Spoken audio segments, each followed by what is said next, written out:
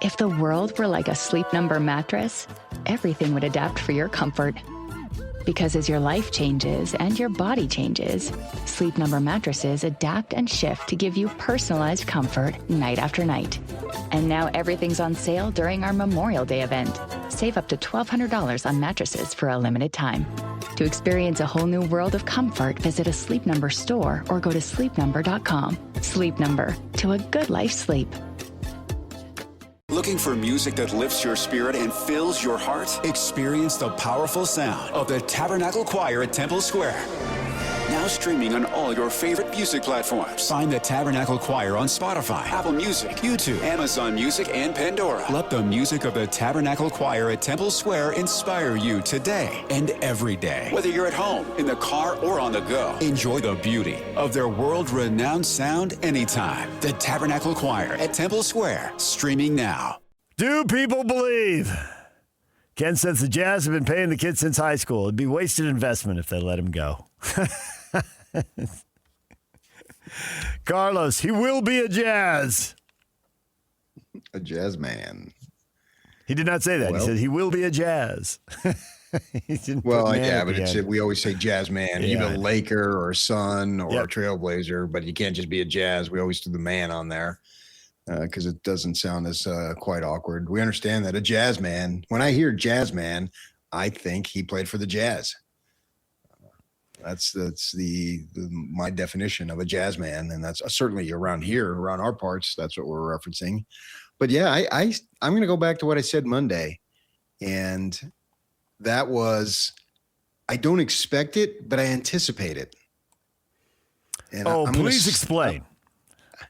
Because I'm making calls and texts and whatnot, and trying to gather information, but because it's still early in the process, it's hard to report anything because I'm not up at 3 a.m. So, well, I am, but I mean, I'm not trying to get information at that time of day.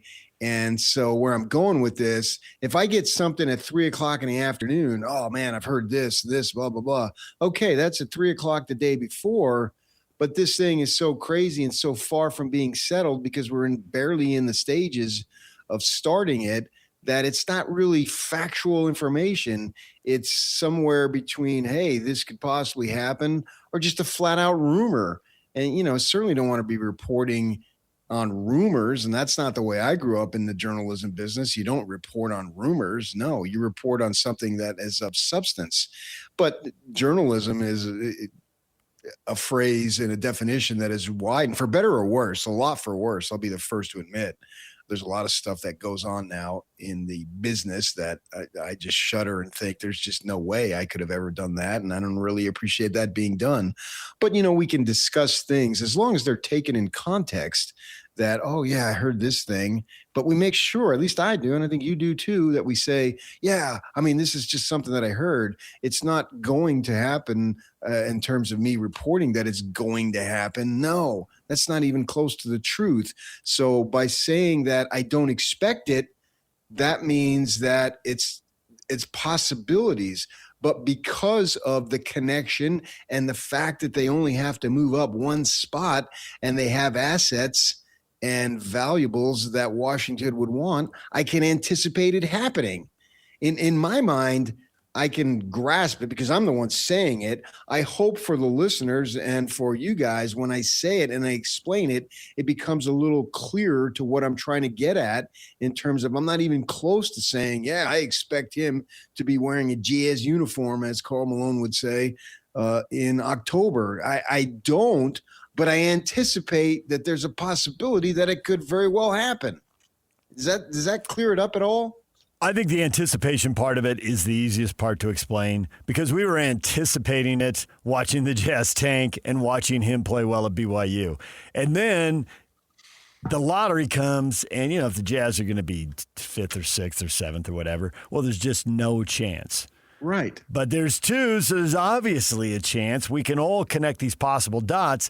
But the thing about expecting anything is that we're basically 6 weeks from the draft. Yeah. If they're going to make a trade, they're going to stare each other down. No one's showing all their cards this early in the game. So they're going to stare each other down for a month before they make the trade. Even if you think this deal is inevitable, and I don't think it's inevitable, although it's certainly possible, it is not inevitable. But even if it is inevitable, they're still not going to do it until right before the draft. So to your point, like, what can you report? You can't report something until it happens, and it hasn't happened yet. And the whole history of the NBA draft says it's not going to happen next week. It's not going to happen the week after that. We're going to have the status quo here for a while. Lots of anticipation, expectation, speculation, possibly rumor. But the one thing we're not going to have is cold hard facts, because they're just not going to announce a trade on, May 22nd. They're just not going to. But we can all connect the dots. And who says that, and this is the basketball part of it, who says they even have to make a deal? Right? You can read people, not local people who we might be, just too close to it, too head over heels because we watched every minute of every BYU game, blah, blah, blah. But the people who reported on this nationally and who are talking to sources at multiple teams are saying, and actually CBS, who had this story that you're referring to, has one. They have a quote from an anonymous executive with a lottery team who says, wow, I was surprised that on the broadcast they said AJ was the number one pick as a foregone conclusion. He might be, but maybe not. And the thing you've got here is everybody's got to project these players. And so worst case scenario, what is the floor, right? Well, worst case scenario, Peterson, as you sit here now, it's like, whoa, that's the one that could be the worst case. But then when you say best case scenario, all these guys click. How good could they be? Well, he's got the highest ceiling. And for everybody, there's a slightly different thing. And what I think AJ has is people are pretty sure that his floor is pretty good. Like, even if he doesn't develop that well, he's still going to be pretty good. So it's a little more of a sure thing. And from Washington's perspective, it's like, you got to come away with something. You can't fail this test. Now you might make a pick that's the B plus A minus pick. Maybe you don't make the A plus pick, but you can't go out there and make a C minus pick or get an F. And there's a little risk with Peterson. But then you read all these NBA executives, and the consensus, not everyone believes this, but a lot of people believe it, is that if they all develop, Peterson has the best chance to be awesome, fantastic, A plus plus. But he's also got the best chance to disappoint everyone and have everyone staring at you like, why do you still have your job? Makes it pretty fascinating here for this next month when nothing's going to happen. Absolutely. There's a lot to unpack there, so I'll start with continuing my definition. Okay. Last summer, I anticipated Bear Bachmeier as being the starting quarterback. Others were going with... Didn't you expect it? I'm given as the summer wore on. Yeah, given what you were told, given what you were told early, and then given how things started pretty quickly, and given your level of trust/expectation and past track record. If people tell you something and they've told you, multiple things over multiple years, and, they're a little better at the plate than the Dodgers are right now, you're going to stick with them. If they've told you 4 or 5 things, you're probably going to think the 6th thing has a good chance of happening. And it made sense, right? Well, he is a big-time recruit. This wasn't some zero-star guy coming out of, some small school somewhere. Right. No. I mean, he came out of Stanford. Yeah. Literally. Yeah, right? Okay, multiple schools have identified this guy as a real deal, and somebody's told me stuff before and been spot on, tells me this, it's probably going to be spot on again. Ready or not, summer is coming, and Wayfair's Memorial Day clearance is on now. Right now through May 25th, get up to 70% off everything home at Wayfair. Plus, score amazing doorbuster deals all sale long and surprise flash deals on Memorial Day. We're talking thousands of products at every style and budget. Now is the time to save big on must-haves for your patio, backyard, and beyond. These savings won't last, so don't wait. Shop Wayfair's Memorial Day clearance now through May 25th. Wayfair, every style, every home. Mom, can you tell me a story? Sure. Once upon a time, a mom needed a new car. Was she brave? She was tired, mostly. But she went to Carvana.com and found a great car at a great price. No secret treasure map required. Did she have to fight a dragon? Nope. She bought it 100% online. From her bed, actually. Was it scary? Honey, it was as unscary as car buying could be. Did the car have a sunroof? It did, actually. Okay, good story. Car buying you'll want to tell stories about. Buy your car today on Carvana. Carvana. Delivery fees may apply. Yes. And then when they tell me the same thing multiple times. Oh, yeah. So if you hear it in May, you hear it in June, you hear it in July. Right. Yeah, the story's not changing. That's always resonated with me. And I'd say 99.9% of the people who told me stuff, they don't tell me stuff just to talk. They know what they're talking about. We're going to have Ron McBride on in 45 minutes or an hour or so. And I can remember, he's told me a lot of stuff over the years, right? And he and I were sitting, getting ready for a television appearance in another time and place. And this is probably, 6-7 years ago. He says to me, he's not retiring. I said, well, I talked to him about retirement. He's not retiring. I know. I've had that conversation with him too. It's not going to happen. Yeah. He's not retiring. So stop talking about it. And he's telling me like he's my father or my grandfather. Hey, shut up, son. This isn't going to happen. And he's talking about Kyle Whittingham. Now, none of us expected to have the situation play out where he's the coach at Michigan, but I can remember that vividly. And Ron was sitting and I'm standing up next to him. He's just looking, not going to retire. It's not, no. And he was right. And I'd had 15 years of Ron McBride telling me stuff of what he thought or telling us stuff. I'm certainly not the only one. So, when you got a lot of credibility, there's something that I'll latch on to. And I don't like going out and saying wild stuff.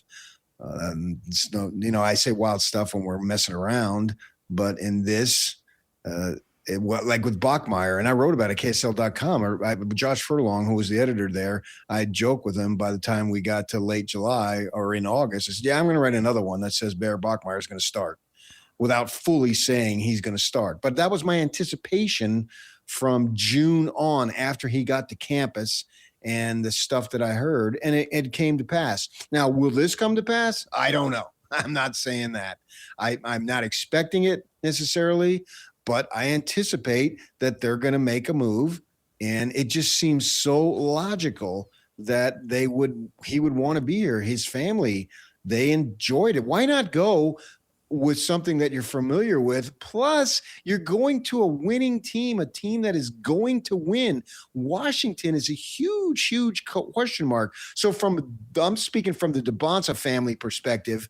Why wouldn't he want to be in Utah? He knows everybody. Everybody knows him. They know his family. It's about the smoothest transition that he could possibly have, really, outside of LeBron to Cleveland way back when, 20-some years ago, because he lived down the road and everybody knew each other and all that. And that made sense. And sure enough, it did happen. So there's so much that is sensible about it. And then he's coming to a good team, a team that is ready to win. There's very few times that teams in the lottery are ready to win. I mean, you look at Big Vic, they were not ready. They had more wins the first year he was there compared to the immediate prior year. Well, clearly the Jazz, unless everybody gets the hantavirus or whatever that thing is called, they're going to have far more wins, way more wins. They're going to be a winning team. It's going to be a fun environment. They're going to be an exciting team. We talk about how the arena was packed during the losing years. Well, it's not only going to be packed this next season, it's also going to be rocking because it's going to be fun.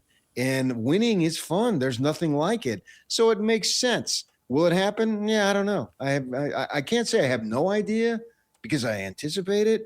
But I think there's a decent chance. And if the Jazz want it, if they feel like he's their guy, and I don't think they're going to feel like he's their guy just because of the reasons I said, that he played at BYU and that his family likes it out here. And that's not the reasons. I think the reasons is because they think he's the cathedral. And what do you mean by the cathedral, PK? Well, that's my new nickname for him. He's the cathedral because he has the highest ceiling. Oh, so good. So good. Been sitting on that one?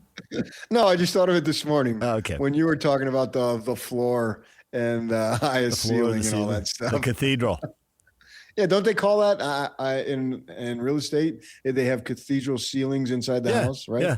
That's the architecture term, yeah. Cathedral ceiling. And he's not a Latter-day Saint, so don't call it the temple. The Catholics, we got a cathedral not far from where we are at KSL, right? Yep. So I don't know the young man's religion, but he is the cathedral. All right, there it is. New nickname. Start printing the T-shirts. Let's go. Except I think everyone agrees that he doesn't have the highest ceiling. All right. Well, The highest ceiling belongs to Peterson. I disagree on that. I totally disagree. And I think do think it's not unanimous, so you've got company disagreeing. But when most people are analyzing the draft, talking about it, that's how they're referring to Peterson. Then it would be a slam dunk. Dybantsa is going to be with the Jazz. No, because Peterson also has the lowest floor. No, I don't think he does. Of the top four? No. It's easier to see that pick going wrong than any other three, and to see it going worse. No, I disagree. Ooh. Disagree on both points. Of the top four, yeah. I'd probably go Cam Boozer. So I think everybody thinks that he's going to come in and you just count on him being 18-8 guy. Now, he may be the third or fourth, never be able to be better than the third or fourth player on a championship team, but that he's going to come in and produce. He's smart. He knows how to play. He knows how to play off other people. He can shoot it. He's got some size, but he doesn't have elite athletic ability, and he doesn't have elite size. And that makes it hard for him to have the best ceiling, and that's why I don't know anyone that believes he does. Well, but rock solid. He's not going to mess this up. I don't think he's going to mess it up. I don't think any of them are going to mess it up. Well, that is possible, but unlikely, because how often do you see a draft where the top four players all pan out?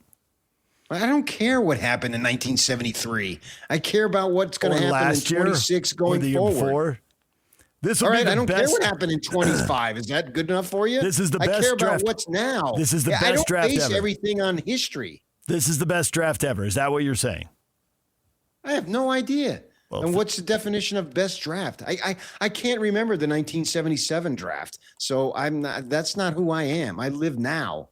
I'm not a history major when it comes to the NBA. I'm caught up in the moment because once I become a history major, I turn off the 23-year-old. He didn't care about that. She didn't care about that. They want to know what's going on now, not what happened before they were born or what happened 10 years ago. He was 13 years old. What's he know what happened 10 years ago? Not everybody's like Yak, who was a freak as a sports fan at 13 years old. I think most people aren't. Yak was. We get it. He well, probably recite what happened. You were, and I wasn't. Yak was. But I'm not in terms of, but I was a freak at the time watching. I let it go. I think these four players, they all have an outstanding chance to be really good. Does that make it the best draft ever? I don't know. Who cares? What does the best draft ever get you? They all have an outstanding chance, but somebody isn't going to deliver on that chance. Somebody will not live up to the hype and the projections and the possibilities. Well, the hype, who decides what the hype is? Well, it starts with all the NBA people leaking stuff to reporters. That's where the hype machine begins. All AJ has to do is come in and play to the best of his ability for either Washington or Utah. And if he does that, that's living up to the hype. DJ PK, it's 97.5, the KSL Sports Zone. Mom, can you tell me a story? Sure. Once upon a time, a mom needed a new car. Was she brave? She was tired, mostly. But she went to Carvana.com and found a great car at a great price. No secret treasure map required. Did you have to fight a dragon? Nope. She bought it 100% online. From her bed, actually. Was it scary? Honey, it was as unscary as car buying could be. Did the car have a sunroof? It did, actually. Okay, good story. Car buying you'll want to tell stories about. Buy your car today on Carvana. Delivery fees may apply.